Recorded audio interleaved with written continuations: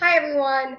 So my research essay is going to be about three influential poets, all female, and they are Emily Dickinson, Phillis Wheatley, and Anne Bradstreet.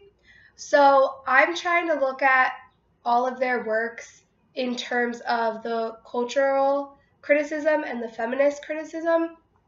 Um, I think that they really influence people's lives the most, and I would like to see how they play a part in the way that all of those poets had their own writing style, the themes that they like to write about, and their viewpoints. So I plan on really focusing on that. And then in terms of organization, I at first started by trying to compare each of them within paragraphs and try to incorporate every poet in every paragraph, but after rereading the draft that I originally had, I didn't like it. I thought that it was very chaotic and unorganized, so I changed it to be where I broke it up from viewing Anne Bradstreet first, then Phillis Wheatley, and then Emily Dickinson. And in those paragraphs, I picked a poem that I actually read a few semesters ago by each, and I used the book that I still had, so that way I could reference that. And so looking at the specific poem I picked, I took certain quotes out that I thought could really connect to the cultural or the feminist criticism. And so that way I thought it would be really easily like clear cut and, like present about what I'm talking about and how they connect to each of those criticisms. And then after I did that for each of them, I decided to then do a comparison and a contrast between all of them, because if you look at their lives, they're all very different in how they grew up and how they were raised. So that definitely, I think, has an effect on how they were writing. And they also all were writing in different time periods where different things were going on and different viewpoints were taken at the time. So that definitely, I thought, had a big impact.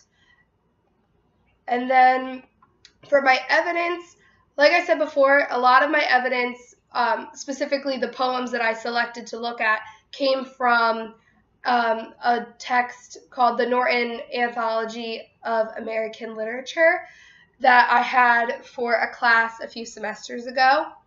And then I also I went to the library and I went on Google Books and I found a lot of biographies about all these authors, excuse me, about all these poets, and I found some quotes that I thought talked about their personality types, about the time period, about how they influenced other writers in the future, which I thought was really going to be helpful for the end of my essay when I wrap everything up and kind of come full circle as to why these three poets are very important.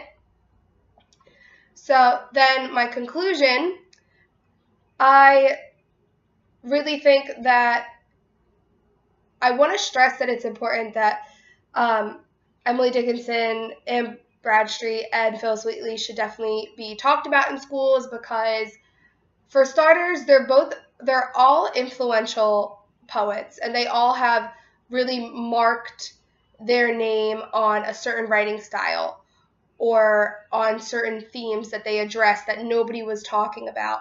And another thing that I think is great is that being that they're women, they're great role models for young girls who can see that these were women writing in a time where it wasn't okay for women to write and be published, and it wasn't normal to see a woman educated, and they ignored all the judgments and they fought all the odds, and they were still able to be very successful. Some additional points I would like to explore. One of the things that I don't think I have found a lot of information on is about their individual personality types And I think it would just be interesting to look at each of their personalities and see how they differ from each other. Because, like, I think it's really common that everybody kind of knows that Emily Dickinson's personality was more introverted, and she was, I guess you could say, shy, and she had anxiety, and that's kind of common knowledge when it comes to her. But the other two, they never talk about their personalities, or if they were outgoing, if they were well liked in the community. I think that would be really interesting to know if that they had like open personalities, or if they were also introverted, and to see how that also shapes the way they wrote and what they wrote about. So that pretty much wraps up what I talked about in my final essay. I'm still working on it. I might want to add in a few more things, like I said, about the personalities and how they differ. I think I also want to involve a paragraph in the beginning about how each of these poets have influenced the world and the art of poetry, which I think would just be a good intro into listing all of the things that the poets have done, and analyzing their poems, a good segue into that. So if you could leave some suggestions, that would be really nice. And thanks for listening.